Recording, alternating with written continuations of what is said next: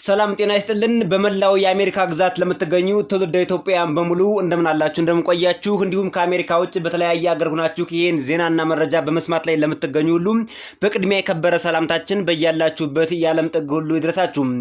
አሜሪካን ሀገር እየኖራችሁ ዜግነት ላላችሁ ትውልደ ኢትዮጵያውያን ብቻ የወጣ ዜናና መረጃ ነው። ከኢትዮጵያ የኢሚግሬሽን መስሪያ ቤት የተላለፈ አስቸኳይ ጥብቅ መልእክት ነው። ዝርዝሩን አብረን እንከታተለው።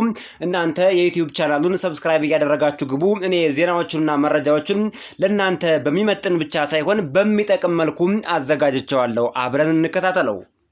Ethiopia announces penalty waiver for U.S. citizens of Ethiopian origin currently residing in Ethiopia with expired visas. This decision comes in response to numerous appeals from individuals who have faced financial difficulties in settling mounting overstay penalties.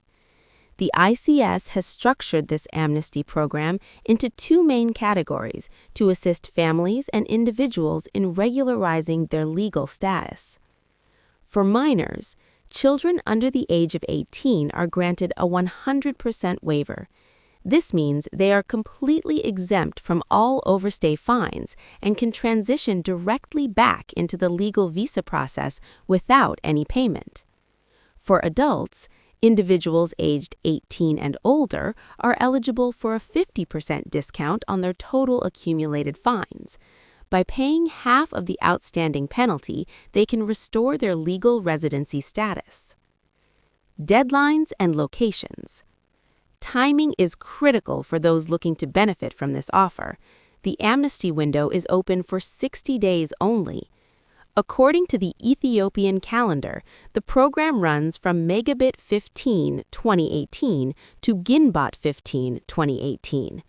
Applicants must visit the Immigration and Citizenship Service headquarters in Addis Ababa within this period to submit the necessary documentation and finalize their status. The ICS has emphasized that this is a one-time opportunity. Once the deadline passes after Ginbot 15, the standard immigration laws and full penalty rates will be strictly enforced.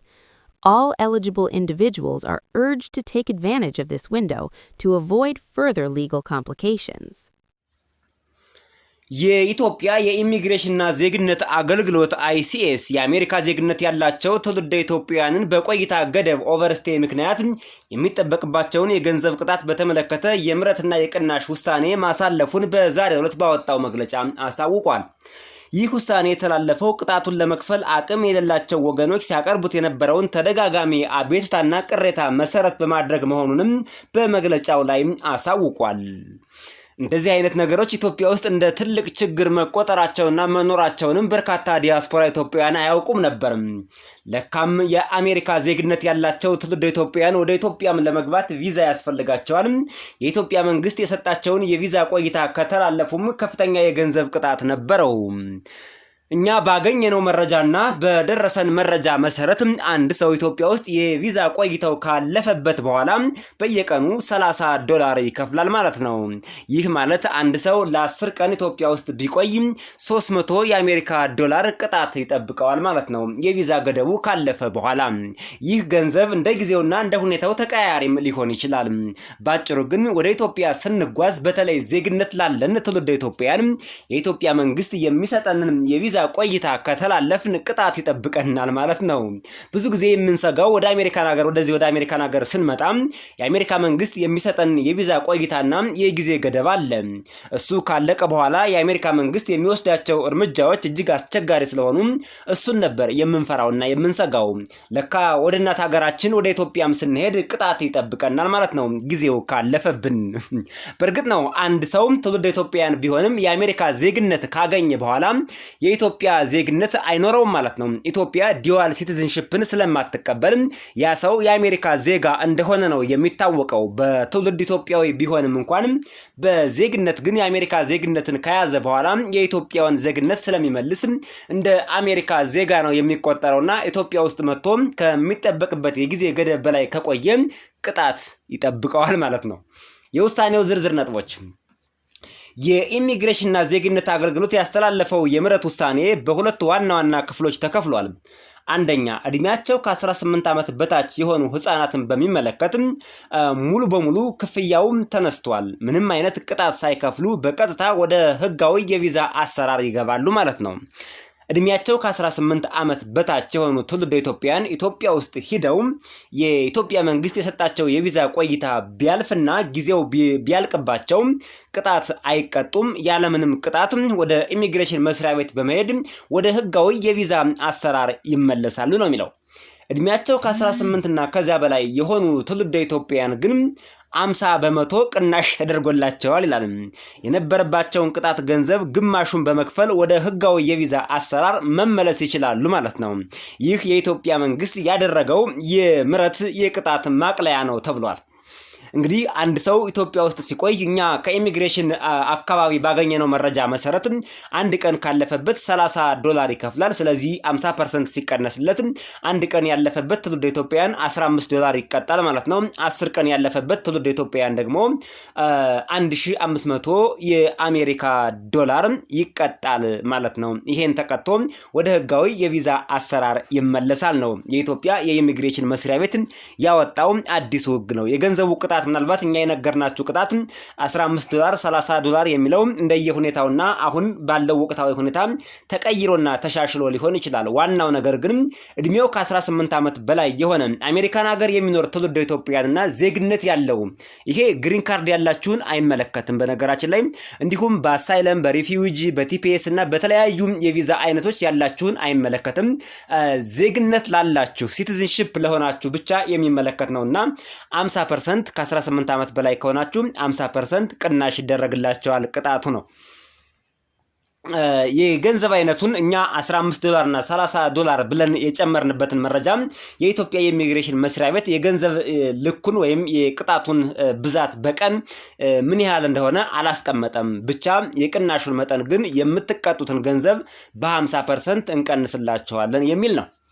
የጊዜ ገደብና አፈጻጸም አለው። የሚቆይበት ጊዜ እድሉ የሚቆየው ለ60 ቀናት ብቻ ይሆናል ማለት ነው። ስለዚህ የኢትዮጵያ የኢሚግሬሽን መስሪያ ቤት ይህን ማስታወቂያ ካወጣበት ከዛሬ ዕለት ጀምሮ ለ60 ቀናት ወይም ለ2 ወር የሚቆይ ነው። ከ2 ወር በኋላ ግን ወይ ሙሉ ቅጣቱ ይቀጥላል ወይም ደግሞ ሌላ ማሻሻያ ሊደረግበት ይችላል ማለት ነው።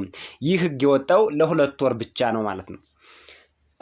የመተግበሪያ ወቅት ከመጋቢት 15 2018 ዓመተ ምህረት በኢትዮጵያ አቆጣጠር አድርገነዋል። ምክንያቱም ይህ ኢትዮጵያ ውስጥ ከሄዳችሁ በኋላ የሚተገበር ህግ ስለሆነ እስከ ግንቦት 15 ቀን 2018 ዓመተ ምህረት በኢትዮጵያ አቆጣጠር የወጣ ህግ ይሆናል ማለት ነው። ወደ ፈረንጆቹም የካላንደር አቆጣጠር ቀይራችሁ መጠቀም ትችላላችሁ። የአገልግሎት ቦታ ተጠቃሚዎች በ60 ቀናት ውስጥ በኢሚግሬሽንና ዜግነት አገልግሎት ዋና መስሪያ ቤት አዲስ አበባ በመቅረብ አስፈላጊውን ሰነድ ማሟላት ይጠበቅባቸዋል ማለት ነው። ማሳሰቢያ ይላል ከታች። ይህ የምህረት እድል ለአንድ ጊዜ ብቻ የተሰጠ ሲሆን ከተጠቀሰው የጊዜ ገደብ ከግንቦት 15 2018 ዓመተ ምህረት በኋላ ለሚመጡ ግለሰቦች ላይ የተለመደው የኢሚግሬሽን ህግና ሙሉ ቅጣት ተፈጻሚ እንደሚሆን ተቋሙ በጥብቅ ያሳስባል ይላል። እንግዲህ ትውልደ ኢትዮጵያውያን አሜሪካን ሀገር ያላችሁ ዜግነት ያላችሁ በሙሉ ሲቲዝንሺፕ የሆናችሁ በሙሉ ይሄን ህግና አሰራር አውቃችሁ እንድትንቀሳቀሱ፣ ነገር ግን የግሪን ካርድ ባለቤት የሆናችሁ እንዲሁም ገና ግሪን ካርድ ለማግኘት በጉዞ ላይ ያላችሁ ወይም ደግሞ በሌላ የቪዛ አይነት እዚህ አሜሪካን ሀገር ያላችሁ ወደ ኢትዮጵያ ብትሄዱም እንደዚህ አይነት ቅጣት አይገጥማችሁ። ምክንያቱም እናንተ የአሜሪካ ዜግነት ስላላገኛችሁ የኢትዮጵያ ዜጋ እንደሆናችሁ ነው የሚቆጠረው ማለት ነው። ከዚሁ ጋር ተያይዞ ግን አንድ ሰው በግሪን ካርድ እያለ ወደ ኢትዮጵያ መሄድ ይችላል ወይ የሚል ተደጋጋሚ ጥያቄዎች በኔ የዩቲዩብ ቻናል ጥያቄዎች ቀርበውልኛል። አዎ አንድ ሰው በግሪን ካርድ ላይ እያለ ወደ ትውልድ ሀገሩ ወደ ኢትዮጵያ ሄዶ ቤተሰብ ጠይቆ የሚሰራውም ስራ ካለ ስራ ሰርቶ መዝናናትም የሚፈልግ ካለ የጉዞ ትሪፕ አድርጎ ተዝናንቶ ወደዚህ ወደ አሜሪካን ሀገር መመለስ ይችላል ማለት ነው። ምንም ችግር የለውም። ነገር ግን አንድ ትልቅ ነጥብ አለ። ወደ ኢትዮጵያ ስትመጡ የምትቆዩበት የጊዜ ገደብ ከ6 ወር በታች መሆን አለበት። ባጭሩ እስከ 5 ወር ድረስ ቢሆን ይመረጣል። 6 ወር የሚለው ዴድላይን እንኳን በጣም አስቸጋሪ ነው። እስከ 15 ወር ድረስ ኢትዮጵያ ውስጥ ቆይታችሁ ቀሪውን ጊዜያችሁን ወደ አሜሪካን መመለስ መቻል አለባችሁ። ከ6 ወር በላይ ኢትዮጵያ የምትቆዩ ከሆነ እና በግሪን ካርድ ላይ ያላችሁ ከሆነ ግን አደጋው በጣም ከባድ ነው። ምናልባት ወደ ኢትዮጵያ የምትሄዱበት ዋናው ምክንያታችሁ የተለያየ ነገር ሊሆን ይችላልና ከ6 ወር በላይ የሚያቆይ ችግር ከገጠማችሁ ግን ለአሜሪካ የኢሚግሬሽን መስሪያ ቤት ቀድማችሁ ከ6 ወር በላይ እንደምትቆዩ አሳውቃችሁ መውጣት ይኖርባችኋል። ይህ ግን ግዴታ ከሆነ ብቻ ነው። ግዴታ ከሌለባችሁ ግን ወይም ደግሞ ከ6 ወር በላይ ኢትዮጵያ ውስጥ ሄዳችሁ ለመቆየት አስገዳጅ ሁኔታ ካልገጠማችሁ በቀር ከ6 ወር በላይ ባትቆዩ በጣም ይመከራል ማለት ነው። በሌላ የቪዛ አይነት ላላችሁ ትውልደ ኢትዮጵያውያን ደግሞ ወደ ኢትዮጵያ መመለስ በእጅጉ አደገኛ ነው፣ እንዳትሞክሩት።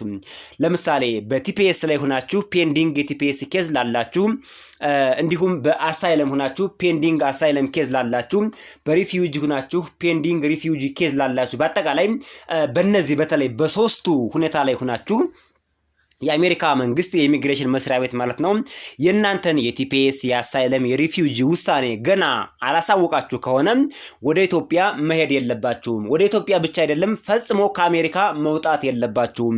ይህ ለእናንተ እጅግ በጣም የሚጠቅም መረጃ ነውና እንዳትሞክሩት፣ እንዳታስቡትም። ግሪን ካርድ ላይ ከደረሳችሁ ግን ወደ ኢትዮጵያ መሄድ ትችላላችሁ ነው። የተከበራችሁ አድማጭ ተመልካቾቻችን ለዛሬ በጣም አጭር ግን ጠቃሚ ከኢትዮጵያ የኢሚግሬሽን መስሪያ ቤት የተላለፈውን ዜናና መረጃ በዚህ አጠናቀናል።